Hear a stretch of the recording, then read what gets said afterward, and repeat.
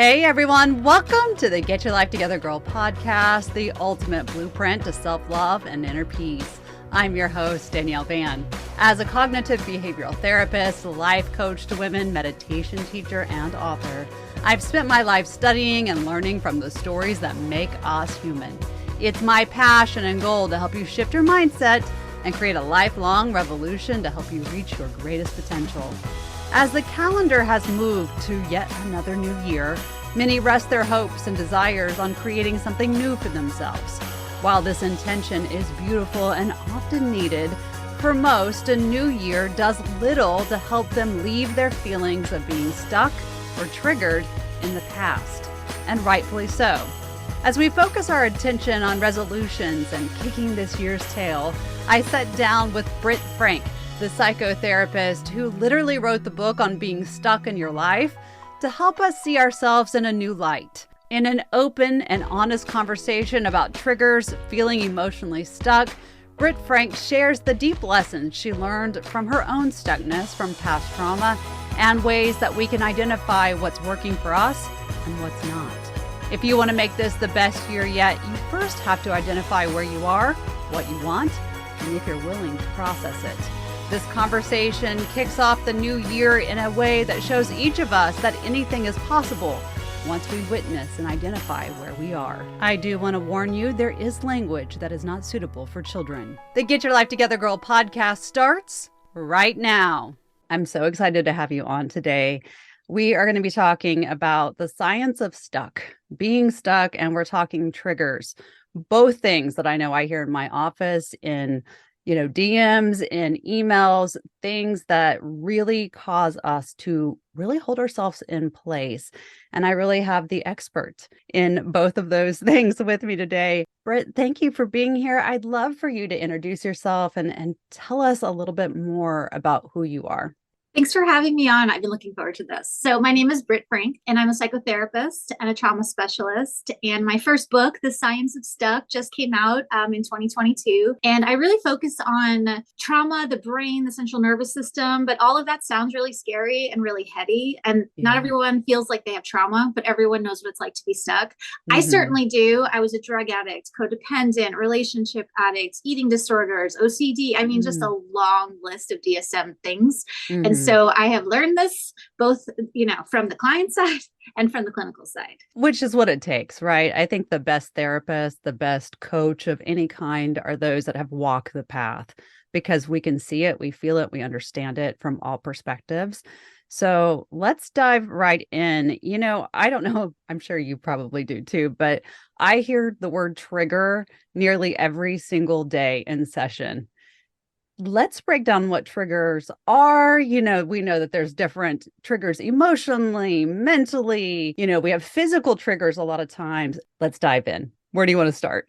Okay, I'm so glad you brought that up, because while I would rather us be talking too much about triggers than not enough, there seems to be a bit of confusion out in the ether. So a trigger does not, let's differentiate between a trigger, meaning something neutral happened in the present that called back to something bad from the past. In other words, someone cuts you off on the highway, which is annoying but not perilous. And all of a sudden you're panicking and sweating. That is a trigger. Something relatively benign now called back something horrible. Maybe you got into a terrible accident in your teens. Okay. But often people use the word trigger just to mean something happened and they didn't like it. He really triggered me. I'm like, did he trigger you, or did he say something that pissed you off? Right. So emotional triggers are when someone says or does something that has no reference to the past. You just don't like it. So if you don't like something, that's just he did a thing, they did a thing, and now that triggered some sort of emotion, versus a trauma trigger in which either something benign or even bad in the present is pinging on some pain point from the past. Really important to differentiate those two. Absolutely. That is also the biggest question for me. I'm like, let's really break down what's happening. And for me, what I see a lot of times is that we forget to actively listen, and we say, oh, I was triggered. I'm like, were you listening to the conversation? Were you engaged, or were you in your head? Which is so true too. And even, the I'm triggered thing. And again, I'm going to get some we're both going to get angry DMs. I have endless compassion on trauma. I have PTSD. I have complex PTSD. I'm a survivor of sexual assault and domestic violence and drug addiction. I get it. Being triggered sucks. And big ands.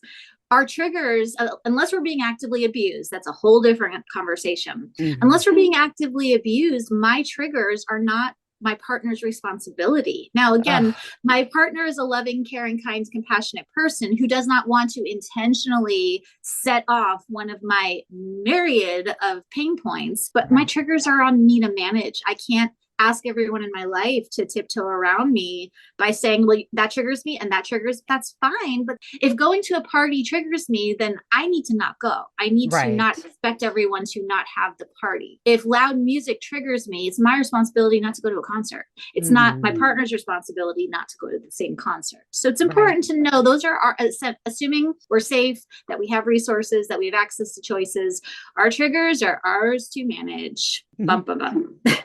I love that. I always say to everyone, okay, great. So you were triggered. If you're going to hand over everything to somebody else to manage for you, they're going to manage it the way that they know how and how they are managing their lives. They're not going to change their behavior in order to manage your feelings and your emotions every single moment of the day. It's exhausting. We can't do it. It's also disrespectful. Now, I hated this when I learned this because I'm like, no, I want my partner to take care of all my needs and do everything for me. Okay.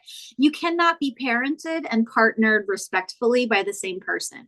So if you expect your partner to parent you, that comes at the price of respect. So I remember I wanted early in our dating relationship, I'm like, rah, rah, rah, about something. And he's like, very calmly, very compassionately, just stood his solid ground. And he's like, I respect you too much as a woman to do this. So I'm going to go for an hour to take a run or whatever. I trust that you're going to work this out. I thought he was the biggest dick when he did that. So later on, I'm like, oh my God, how respectful. If he was like, oh no, she's triggered and like tapped, like that actually communicates to me that I am not capable, that I have no agency, and that I am not able to manage myself. So refusing to caretake someone is not only is it not unkind, it is profoundly respectful to lovingly refuse to parent your partner. Absolutely. Oh my gosh, we could have a podcast just about that. Period. I so often see it. It is annoying as hell. And I'll say, you're not his mother. He is not your father. Let's move on, ladies and gentlemen. All right. So with this idea of what triggers really are we abusing ourselves emotionally because we are leaning so much into the trigger all the time? I love that question. And again, it's really dicey, right? Because we want to validate the trigger. We want to validate the pain. And there's a fine line between validating the trigger and enabling and coddling and cozying up underneath our triggers. I used to wear my triggers like a little weight blanket, and it gave me, and I'm speaking just for myself, it gave me great excuse point. So if we can think of triggers as a starting point, not as a resting point, that's a much better framework. It's like, okay, I'm triggered. Cool. Now what? Not why am I triggered? Because the why will drive you bananas. But instead of why am I triggered, it's okay, I am triggered. Noted. Cool. That sucked. Whatever it's triggering. What are 3 choices to help my brain access safety? What are my choices is going to get us where we want to go a lot faster than, well, why? And what is this calling back to? And I don't understand. And am I crazy? It's like, you're not crazy. We know that's not a thing. There's no such thing. Right. And you don't need to know the why. You may never know the why. And isn't it marvelous that we don't need to know why we're injured to heal? Absolutely. I often try to explain it, and I'd love to have your idea behind this too, that because of the way that our brain works and we're creating patterns all the time, and we tell our brain and something sticks, right? And we're like, that's a pattern and that's what we're going to, that sometimes it's just that. It's just that you were uncomfortable enough to mark it in the brain. You had an emotional response and it's coming up later. It doesn't have to be some huge activating event. It can be something really simple you didn't care for. And people are so quick to invest. This is where I'll stop hammering people and I'll switch tools to, it's okay if you were quote, traumatized or triggered or activated by something seemingly innocuous. And I hear this every day. I'm sure you do too. I don't know what's wrong with me. People have it so much worse than me. And here I am panicking over this dumb thing. Yeah. And, perspective on privilege is useful, like recognizing, wow, how fortunate am I that this is what triggered me and these are my resources. And now I get to talk to a trauma specialist about it. Check. But to minimize our pain by the comparison of, well, others have it worse is not helpful. And it doesn't help you, and it doesn't help you serve your community, your family, your loved ones, yourself, or the world to minimize and ignore the reality of your pain. So it's small. Okay. It hurts. Let's deal. Comparison. Oh man, does it bring up so much for us? And we feel like our feelings are unworthy too. Just really what you were saying. And sorry, comparison, and it really does kill everything within you if you continue to live in that loop. And we create our own trauma loops, and it's a big story, so we don't have to do that. So many people ask, okay, so the trigger is there. I'm going to preface this with, this is different for every person. Please understand that this is a general question. How can we begin to identify and move through what is causing us to, quote, be triggered?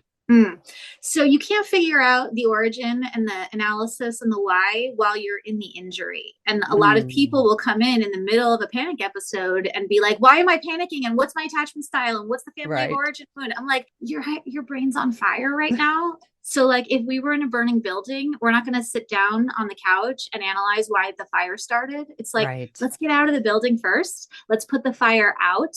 And then when your fire is out, your logic brain will become more accessible, which will be needed for like the analysis is useful and it's important and it's helpful, but not while you're in the thing. So if we can separate out the I'm being triggered from the why I'm being triggered, let's deal with the what will help you feel safe. Let's get you deactivated. Let's get you regulated. And then we can go into the, well, let's figure out, maybe we will never know, but maybe we can figure it out a little bit.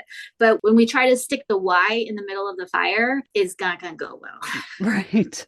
I love that explanation that your brain is on fire. It's a really great way because it's a good visual for a lot of people. I'll just say, oh, you're so dysregulated. That doesn't really help somebody understand what is happening in their bodies. And so let's take a deep breath and let's try to slow down for just a moment, right? Let's regulate our nervous system. That even still feels like I am clutching, with all claws on the wall. Like, please make it stop. So is there a tool that you personally use? I know deep breathing meditation is something that I often will teach when we are in that fire. What is your approach? I'll preface this by saying I'm not anti-deep breathing and I'm certainly not anti-meditation. I can't do either of those when I'm activated. Deep breathing triggers a rage response in me, which is so interesting. And I sort of had to figure this out because no one taught it to me, not even in my SE training, my somatic training. Right. But I thought I was a freak. I'm like, why is everyone getting the benefit of like the box breathing and the 2-7-9 or all, and again, breath work is awesome, but for some people, and if you're listening, if you're one of them, it's a thing if trying to force breath patterns it doesn't work. Now, I'm a sexual assault survivor, and I figured out that anytime I try to force anything into my body in a way that it doesn't want to naturally do, anything, whether it's food or breath or whatever, it's going to get really pissed off. Yeah. So I don't do deep breathing, and meditation I'll do when I'm regulated, but I don't do it to access regulation. Okay. So that's my disclaimer. Perfect. I like to use sensations. I like to use colds. I like to use smelly things.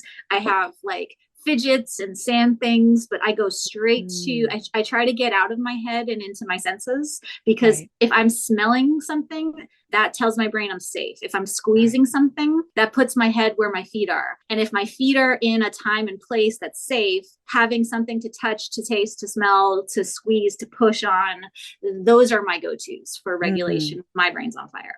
I love those, pieces. What a great way to step into something else. I know that when I've had people who cannot access that breath or get into a meditation, which I never take anyone to meditation in that place, right? That's not safe. It's just not safe. And we make that connection of this is harming me too. But to just draw too, right? Move of some sort, like you were talking about the fidget, get up, let's walk around, let's run, whatever we have to do in order to move that physical sensation as well. But I love the idea of grounding the feet, of smelling the things, whatever we need to do. when we get into that on fire place, and I know you know this, stuck becomes the word, right? I am stuck in this. This is a trauma loop, which everybody knows what that is now because it's such a big buzzword. Sort of, they know what it is, right? And there's so much misinformation out there. When you hear the word trigger and stuck, what's your first thought? That's such a great question. And I started this work, interestingly enough, before the pandemic. And suddenly everyone literally was stuck. Yeah. And all of the trauma responses are coming up and out because we don't have any life things to distract us. So what I define stuck as, and it's important to name this, like if you're in the Ukraine right now, you're not stuck. You're like in a war-torn country. If you are in a systemic racism situation, that's not stuck. That's you're being oppressed. So stuck assumes that you have relative safety, you have access to your basic needs. If it's not that, that is not what I refer to when I talk about stuck. I refer to stuck as there's no logical reason why the gap between my good intentions and my decisions is a mile wide. Somehow my intention action gap is, I can't seem to close it. I want to do this, but I'm doing this. I say I want this, but nevertheless, I'm doing this. Stuck is when we can't seem to make the jump between the things that we know and the things that we do. And most people will decide I'm lazy, I'm crazy, I just don't have motivation, I'm a procrastinator. I'm like, okay, well, lazy is a moral judgment. There's no biological reality for lazy. You're not unmotivated. It's just that your brain is motivated by energy conservation or survival. And there's no such thing as crazy. And when we understand the fight, flight, freeze mechanism, all of a sudden we can get unstuck, and how marvelous. Right. Let's talk about fight, flight, or freeze. Big things that a lot of people actually live pretty consistently in and have no idea. I hear that a lot. You know, you've given me so many tools, but in the moment, I don't remember to use them. And there's a reason why. And it generally comes back to this. So can you explain it in your terms, what those three are? And let's talk about the steps to kind of see our way out. Sure. And I didn't know I was living in the fight, flight, I mean, it was the most, it was probably the single most relieving thing when I learned what that was. And again, I'm not saying mental illness is not real. I take psych meds, like do your, whatever is available on the buffet, use. But often what we call mental illnesses in the wellness world are actually our central nervous system doing what it's supposed to do, which is go into, which is go into fight, flight, or freeze. Now, fight is when our nervous system thinks, and again, you don't get to decide which one your brain goes to. It gets to decide. Fight is when all of a sudden you're, quote, irrationally angry and you're having a level 10 reaction to a level 3 situation. Like unnatural rage is coming up in you and it doesn't match. Now, again, if you're being abused and you feel rageful, that's a match. So the fight response is when you're like, why am I feeling like I could kill someone when it was this minor thing? That's the fight response. The flight response is the urge to run, and workaholism and being overly productive and go, go, go, go, go is admirable to a degree. But if it's a, you know, as a strength, you should be able to turn it off and on. If you can't turn it off and on, if as soon as you slow down, terror grips you and you're afraid you're going to get in trouble and you can't seem to get into the rest digest, it might be that you're stuck in a flight response. And we call that often an anxiety disorder. I am not saying anxiety is not real. Obviously, anxiety is real. But what we call, again, anxiety disorders is often our brain stuck in flight, and we can work with that. And then freeze is what we call depression. And it's that just, you know, your brain has slammed on the brakes. It's pulled the emergency brake, and you can do all the affirmations and journaling you want, and you're not going to go anywhere. And that is not because your thinking is faulty. It's because you have a physiological shutdown mechanism. Like, imagine if you didn't know you had an emergency brake. Like, have you ever gotten in your car when the brake was on and you're like, what the hell? Like, why is this car being dumb? It's like, oh shit, brake. We have one in our brains, and it's got a nice fancy name, the dorsal vagal complex. And if you don't know that, you're going to think that you're crazy or lazy, or that you have this horrible demon inside you that's gripping your brain, making you unable to leave the couch. And that's not a moral failing. And it's not a question of willpower or strength. It's your brain stuck in freeze. And this is what happens to a brain stuck in freeze. And I will tell you, I lived a lot of my life in flight and had no idea. And then as I began to do my own personal deep work, I was like, shit, I don't want to get rid of this because I will not be productive. Right. And Yes. I was like, I use this to my benefit.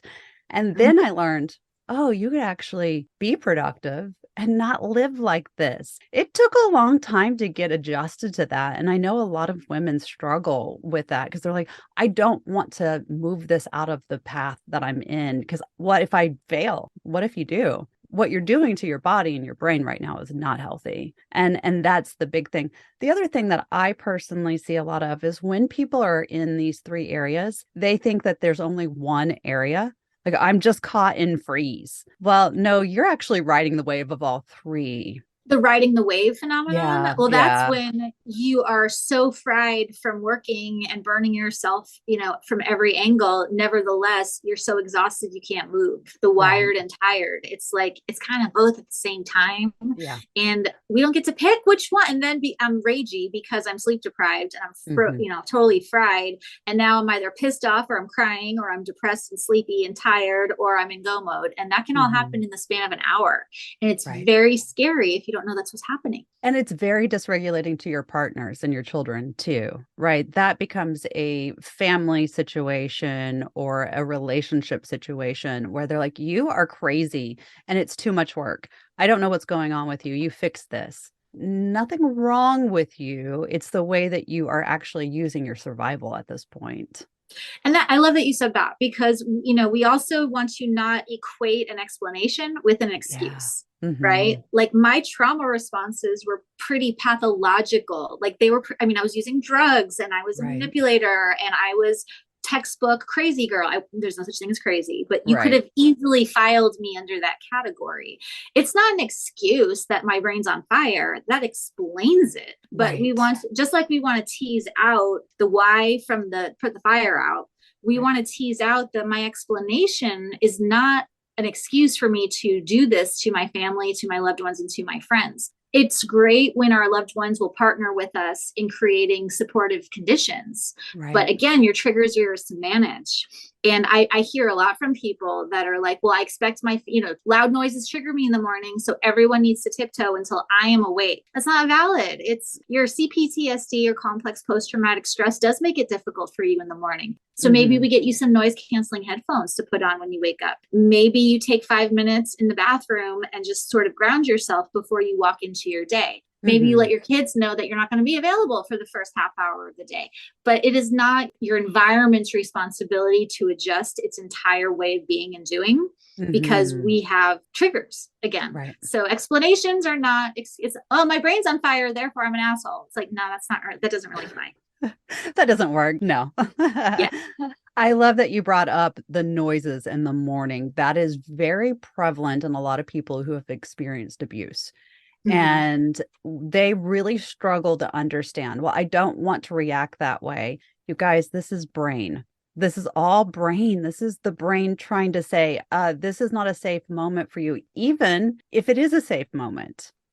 I don't know why the brain is designed to do things automatically. Like Yeah. you're going to have to take that up with the design team, but like it just is. We can fight and fight and fight I don't like that my brain does this. You don't have to like it, but this Right. is how our brains are wired. I don't like that I need other people. I don't like that my brain goes into fight. You don't have to like it. But if we do not accept that this is how the human brain is organized, Hmm. you can fight all you want. The human brain's design will win over our best laid argument every single Hmm. time. So why not just conserve the energy instead of fighting with yourself? Again, accepting that this is how it is doesn't mean you have to stay there. Like, oh, Yeah. I hate that loud noises in the morning bother me.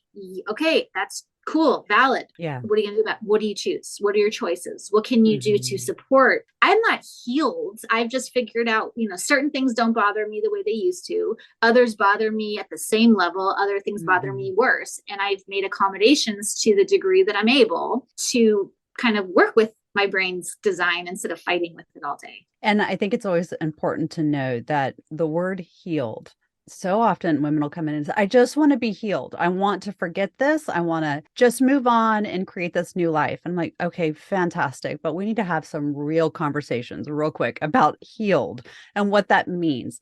Because I personally do not have a magic wand that can erase everything that's happened. And also, I don't want to. I want to give you a different perspective and connection to that. And you can call that healed if you'd like, but I can't undo the wiring that's happened. I can create new patterns. We can create new things for you, but erase, not so much. It's such a hard sell. Like if you had told me Yeah. 10, even 5 years ago that, hey, and again, this is not about toxic positivity. It's not everything Right. happens for a reason. Puke, hard no to that. And it's not be grateful for your trauma because it made you strong. Yeah. Fuck that. But all that said, I wouldn't trade I wouldn't want to repeat 1 second of my life, but I Right. actually wouldn't trade any of it. And it's not because it made me who I am. It's not because it made me strong. It's because I like where I've landed. And I wouldn't trade it. But if you had told me that 5-10 years ago, I would have wanted to punch you in the face. And fair enough, right? Fair enough. Fair enough. We can get into a whole other conversation about resiliency. We won't, but understand that everything we do experience builds this ability to move through the next, which is really the message behind the be grateful. No, take the lesson, extract it, build some resiliency, and then let's move on to another piece of your life where you could use it. I like the metaphor of alchemy. And if you're not a woo-woo person, then just take it as a scientific, it's a metaphor. If you're literal, cool. But the idea of taking elements that suck and turning them into something that doesn't suck. It doesn't mean that you should be grateful or happy, and not everyone needs to take their trauma and become a healer. But I like the idea of alchemy as in you can take raw elements and combine them and create conditions where they become something else that is useful. And so alchemy just sounds more fun and Hogwarty than resilience, even though it's the same freaking thing. Exactly. So I'm like, let's go into our alchemical laboratory and here are your raw elements and how can we heat them up and create something of use to you. And that's a hard sell too, but I just like the metaphor. It feels more like I'm having an adventure versus my life sucks and everything sucks around me and I want to die. And I lived there for many years. Right. I actually love that visual too, right? New label created today. I love that. Yes. Alchemy. Alchemize your trauma. Yes, I love it. I love it. So we've talked about trauma and triggers and a bit about stuck. I'd love to now switch a little gears, but although it all circles around the same thing. Let's talk about stuck. I hear it often. I am stuck. And I'll often say, are you physically stuck somewhere? Because what do you mean? Yeah. I love that. And stuck is also, and this happens when we get really myopic and zoom focus on the one area that we're stuck. And then it becomes this completely global, all encompassing, I am stuck. It's like, okay, you may very well be stuck in this area, but there are 7 other areas in your life where you're killing it. And it's not be grateful and it's not I don't even like the idea of positive thinking and negative thinking. I like what's real, what's true. Positive thinking ignores the reality of pain. Negative thinking ignores the reality of resources. So if you're stuck here, maybe we get some momentum over in this area. But it's like, no, this is the one area that I can't, my finances, my physical body, my relationship health, whatever your thing is. We need to be able to hold space for what's working as well as what's feeling a little sticky, because you're not going to get unstuck if you only focus on where you're stuck. You get unstuck partially by working the areas where you can get momentum. Because when you move one part of your system, the whole system. Yes, absolutely. I always ask, okay, let's take a snapshot of your life, a still frame, right? Let's still frame everything that's happening. And if you looked at the 5 pillars, financial, mental, physical, emotional, and spiritual, could you put a stuck label, a blanket across every single one of those still pictures, right? And if you can't, that probably means we're not stuck, right? We're focused. We're hyper-focused on one situation. Like you said, the rumination of stuck, it's killer. Yeah. It's so, and again, I have compassion on it because Hmm. when you're really, when I was struggling with drug addiction, that was a very loud piece of my pie. Like Right. that was my all day, every day, all consuming. I, again, would have wanted to punch someone who said, well, what about over here where you're doing this well? It's like, Right. all I was able to do today was not kill myself. And I managed to eat half a yogurt. And like, you want me to look at this other area and be like, rah, rah. And Yeah. unfortunately, again, I didn't design the brain. This is just how it is. Yes, I want you to rah, rah in that other area. Right. And even if you don't feel like it, do it anyway, because stuck turns into unstuck the second we can find a movement in any area, in any magnitude, no matter how microscopic. My decision to not die that day was me not being stuck. Like that was me going into a place of movement. It was a tiny movement. It was not an Instagrammable movement, but like, Right. anytime you take a step in any direction, no matter how small, you are no longer stuck. And stop downplaying any Mm-hmm. amount of effort that you put in towards yourself. My gosh, well, it wasn't big.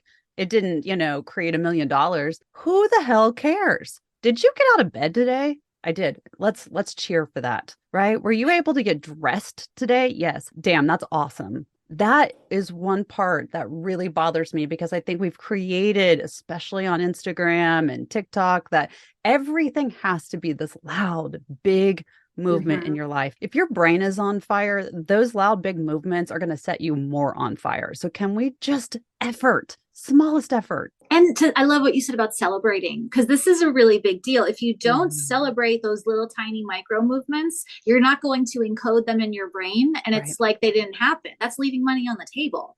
My Hmm.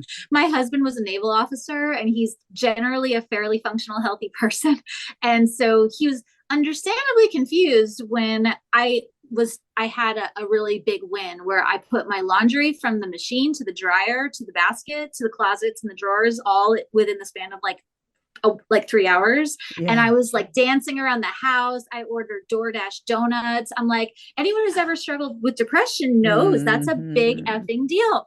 And he Right. was not a dick about it, but he was understandably like, he's like, okay, I love you, but help me understand. Like, you did your laundry. I don't like, okay, like, Yeah. why the dance? I'm happy to celebrate, but what's Hmm. going on?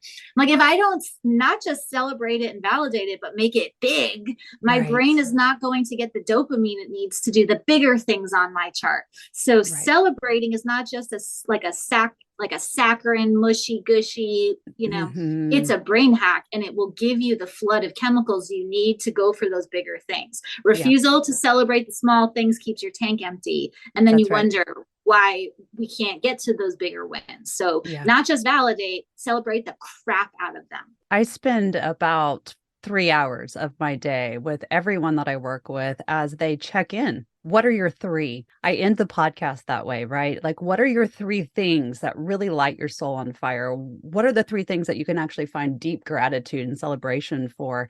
And I celebrate the hell out of every single one of those. And we have to start using that as a practice in our life. Mm-hmm. What are your three things, right? It doesn't have to be a whole laundry list, but what's something that set you on fire in a good way today? I love that you celebrate the laundry It was so, and I don't celebrate it every time I every do time. it. Yeah. I have a really big pile of laundry sitting in the area where, and then I have stuff in the dryer that's been there for 2 days that I need to go Hmm. get. If you've ever struggled with anything, you know that Right. that's worth celebrating. And Hmm. celebrating trains your brain to focus on what's working. And again, it's Hmm. not about positive thinking. It's our brains will go where we train them to go. And Right. so if my brain has now, it's like click training a puppy. Hmm. Hey, doing that was good. We got feel good juice by doing that. Let's do that again. Yeah. So we know that Yeah. dopamine compels us to repeat the behavior. Hmm. So maybe next time we do the laundry, we're going to get another hit of dopamine. So we should probably do that again. Right. And celebrating does that. I always ask, what's working for you right now? I love that. Yeah, right. Because we know, oh, well, that worked for me. I didn't really maybe stop and take witness of it. Stop and take witness of it. Yeah. You have to, right? Like, even I'm a mom of three. I ask my kids every day, like, what worked for you? I And they'll, love that.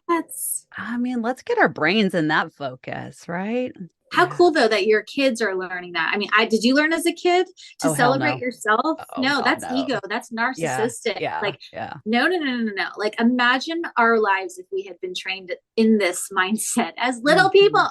Right? Things would be so different. So let's talk again more about stuck. I love that we celebrate, we're moving through. We need to have some identification of what is working. I think that the biggest thing that I often run against is people think, oh, I got unstuck on that. I will never go back. Never and always are such little tricky, sticky Oh, words. yeah. Yeah. So you went back. Okay. Now what does that mean? What is the implication of that? Because it's not the going back that's the problem. It's our story. If I mess up in this area again, it means I suck. It means I'm a terrible person. It means this is who I am. Side rant is just biologically inaccurate. We know that the brain is plastic and it Right. changes and you can build and grow. So to say this is who I am indicates that you're made out of stone, which you are not if we're having this debate. So no, by your brain's design, this is not who you are. Sorry. Right. I love that explanation because I hear, and I know you probably do all the time, well, this is just how I've always done it. Okay. Is it working? Yeah, I didn't like it either. And people, especially with boundary language, like, hey, when I saw you do this, my story about that was this. And about that, Right. I remember one of my 20 something guys I worked with was like, he was so pissed off. He was very sweet. He's like, Britt, this is the stupidest, dumbest way of speaking I've ever heard. I'm like, okay, yes, you are right. It is bananas. But like, how else the quote normal way? I'm like, all your relationships suck. So like maybe try the stupid way. And then I actually put this in my book, years later, he texted me and he's like, after we'd completed our work, he's like, okay, you know that dumb thing you taught us about talking with the stupid boundary thing? Yeah, it totally works. I still hate it though. I love when the tools become the thing that actually, is recognizable that, all right, that was dumb. I hated it, but guess what? I am different now. And so tools, yeah, exactly. Exactly. I don't want to do that. I don't care. What you're doing right now is not working, my friend. So do it and see how it works. If it doesn't work, then we try another tool. It's okay. Right. Exactly. I think that's too the language of stuck. We feel like life has to be X, Y, and Z. And if I'm not satisfied in that, there's something wrong with me. I'm stuck. This is just the way it is. And I'm sure you see this too, like the discrepancy between what we see online and okay, so everyone when I look at Instagram, my explore page, I want to quit humaning. These are the most amazing cooks and the most amazing dancers and the most amazing singers. And it's like, holy shit, I suck. Nevertheless, my office is full all day, every day, and so is yours. And I'm on a month-long wait list. So, and we all know that we're in the middle of a mental health crisis. So something is not adding up, even though everybody looks like they're having a grand old time.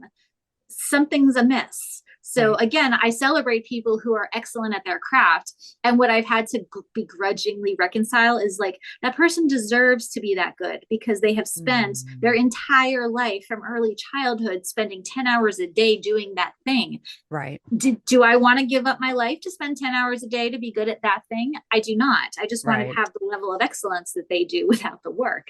So I have learned to accept that if I want what they have, I need to be willing to do what they've done. And by and large, I'm not, because I don't like to cook. And I like to sing in the shower, but I'm not willing to take vocal lessons and practice doing scales and breath work hours every day.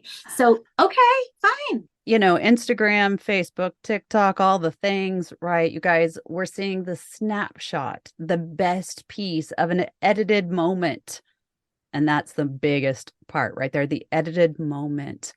I will often, I'm a reformed perfectionist. I will tell you 100%. I mean, totally reformed. I still have tendencies. I will not lie.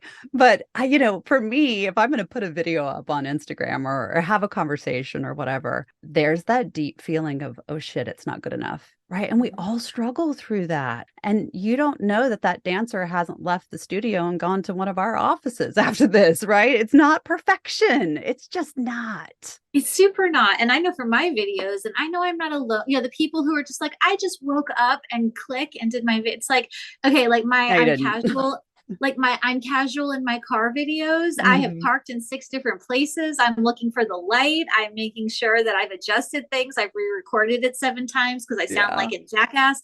Like it, taking the whole into context. And again, it's not about being negative or shitting on people. It's about what's true. What is the whole picture?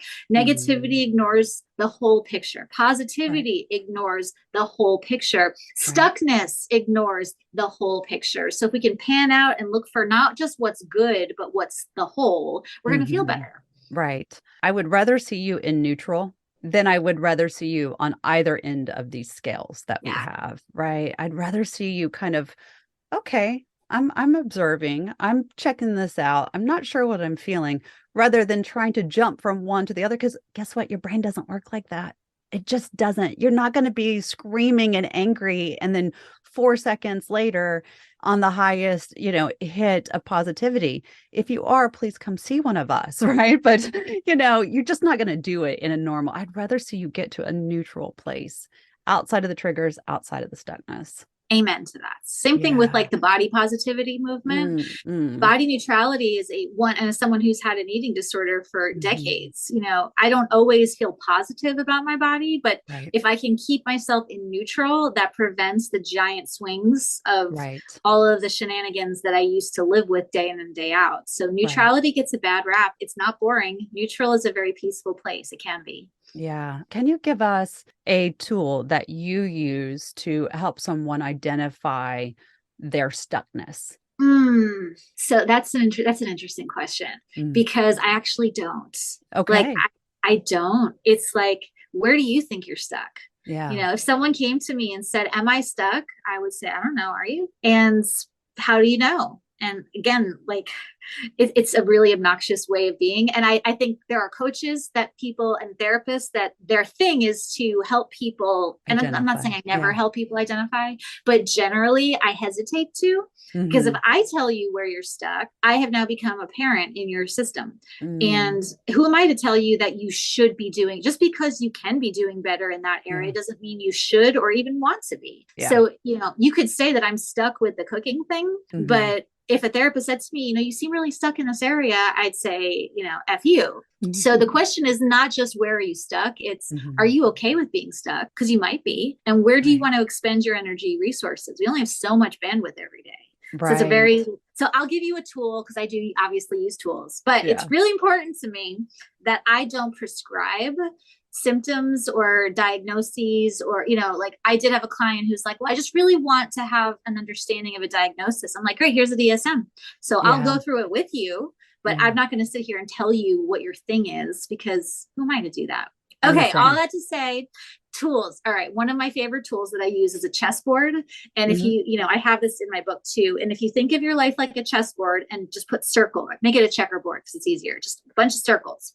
Each piece represents an area of your life. And then if you look at it, your first question is not what's your thing that's most important to you, not where are you stuck. It's which piece of your chessboard is going to be the easiest one to move. Like pick that one and move it. Again, we minimize and invalidate our smaller wins. We need the dopamine from the small wins to do the bigger moves. So if you look at the chessboard and you imagine, well, yeah, I could get up and take a walk today, but it's not like okay, great. But if take a walk is a piece you can move, then freaking move it, because now you're in motion. Now we're playing. And once you get into motion, your system, it's a physics principle. Like once you get momentum, you'll stay there and you'll continue being in momentum unless life smacks you down again. Assuming that's not happening, what's your easiest move on your chessboard? Let's do that first. So there's the tool. That's a long answer to your question. No, it is a perfect answer to the question. I love that image too. It gives something to actually physically create in your mind. Yeah, I hear that all the time too. Just tell me what's wrong with me. No, I can't. Tell me what to do. Can't do that either. Can't. I can hand you some things that you can work on. We can talk about it. We can kind of move through it and do all of this really heavy lifting, but I can't tell you what to do. It's your life. I'm not living it for you. If you do, I'll rant about this on any platform I'm given, but a therapist's job is to help you find your truth, not for us to sell you on ours. Like I could look at you and make lots of judgments. Like I could probably tell you, yeah, this is what's wrong with you, but that's my truth. What's yours? Beautiful way to say that. That is so true. What is your truth? Is there anything that you wish the women who listen to this podcast all across the United States, all across the world, what would you wish that they knew about triggers, about being stuck, about just general life itself? What's your thought? This was the most important thing for my journey, was there's no such effing thing as crazy. I promise you, you are not crazy. Like, all symptoms make sense in context. You may not know the context. And, we may not, we use the word crazy to describe something we don't understand. Yeah. But like, even the most extreme mental illness stuff, if you look at that person's file, it's like, oh, I get how we ended up. Like, this makes sense. It's not okay. We shouldn't leave it there. We shouldn't just be like, guess this is who you are, because we've already covered that. But there's no such thing as crazy. And I promise you, even your scariest symptoms do make sense in context. I may not tell you what's wrong with you or who you are, but I am delighted to tell you why the symptom makes sense and help you identify that you are not crazy. Yeah, such an important thing. It's a label too. You guys, we don't need to live in labels. We don't. We are beyond the labels, what we do, who we are, mom, dad, whatever. Get beyond that and these self-prescribed labels, or the label that mom or the friend or the husband put on you. Are you that? Is that really your truth, like you said? Because if it's not, we don't have to own it. And that's something that's really hard. But we don't have to own those things. Big things. Yeah. Anything we missed? I feel like I could talk to you for another 3 hours. This is my favorite stuff to nerd out about. The only other thing I would want to say is this whole procrastination motivation thing. Like, your brain is never not motivated. It's motivated always. And it's either motivated to do what you want, or it's motivated to survive a threat, whether real or perceived, whether past, present, or future, and to conserve energy and keep you alive. So to say I don't feel motivated is just not true. I may not be feeling motivated by working out because it's not because you're unmotivated. It's because I'm more motivated by comfort. It's because I'm more motivated by rest. And so it's important not to say, why am I unmotivated? But what is motivating me right now? Because you are always motivated. Yeah. What's motivating me the most? Yes. And am I okay with that? Some days it's rest is what's motivating me, and I'm okay with that. Some days it's like, I don't want to get out of bed and go to the gym. I'm more motivated by rest. Then I'll say, am I okay with that? Well, today is not really a day I need to rest. I don't have a lot on my plate. And so I probably it might make more sense to be motivated by my goals than by my comfort. Other days, like, especially if I'm PMSy or like in my cycle, I'm more motivated by rest and taking care of slowdown versus grind. And listening to what you need and want and are feeling. That's the big thing too, especially, if we're pushing and we feel like we're stuck or we're in that fight or flight, we have to listen to what's happening within us. This past week, I had a woman come in, regular session, and she was like, I'm sorry that I rescheduled. And I was like, that's okay. What was going on? She's like, I really just wanted to take a self-care day. And I was like, you think I'm going to get mad about that? Hell no, I'm not. Yeah. Let's have a moment. I want to stand up and clap for you. Like, great. Yeah. You're never going to hurt my feelings for that. That's fantastic. Exactly. Love that so much. Yeah. Like, let's live our real lives and our real situations with the grounded truths. We don't have to be physically stuck anywhere. We don't have to mentally be stuck anywhere. And we also don't have to lean into triggers as our greatest excuse to not live our best lives. Love it. Yes. What you said. All right. So we're running out of time, which I'm very sad. What are 3 things that you are most grateful for learning, or 3 things that you want people to know, or really any 3, your choice? So I'm grateful for my circus coach. That's my mindfulness arty, like inner child thing. And it's the one place where I can't think. When I'm spinning on an apparatus hanging from the ceiling, I'm too nauseous, scared, and in pain to think about anything. So one of my things is yay circus. 2 is my family. I love being at home. I love that I have a home where I can be. I love that my home is a safe place where I'm welcomed as I am. And that's freaking awesome. Yeah. And let's see what else. And I'm grateful that I got to put my words down in a book with pages and ink, and that it's out in the world, because I wrote the book I wish I had when I started. So I'm so grateful that it gets to be out in the world. Let's talk about that for just a moment. Your book, we can't leave without having some, little glimmer out of it. I know we talked about it just a few minutes ago about a tool in it, but tell us the title, where I know we can get it everywhere, and just let us know a little bit more about that.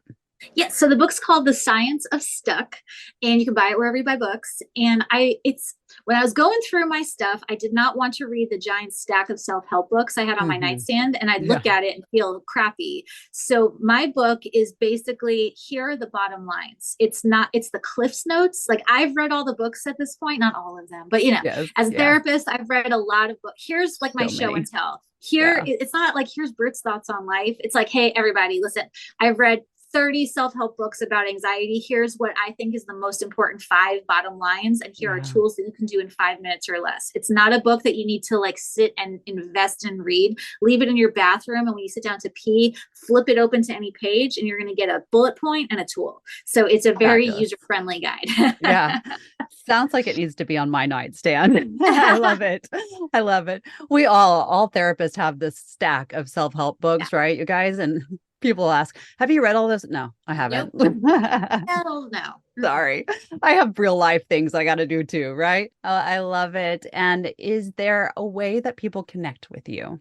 So my primary place of hanging out in the digital world is Instagram. So it's just my name at Britt Frank, and Britt has 2 T's. So come join us. Come say hello. I love meeting everybody. And it's like, oh, you're real. Like, the digital squares that we live in represent real humans with real lives. And that's very cool. I can't thank you enough for being here today. I wish we had 3 hours, and hopefully you can come back and we can talk about something else. Oh, I would love to. This was so fun.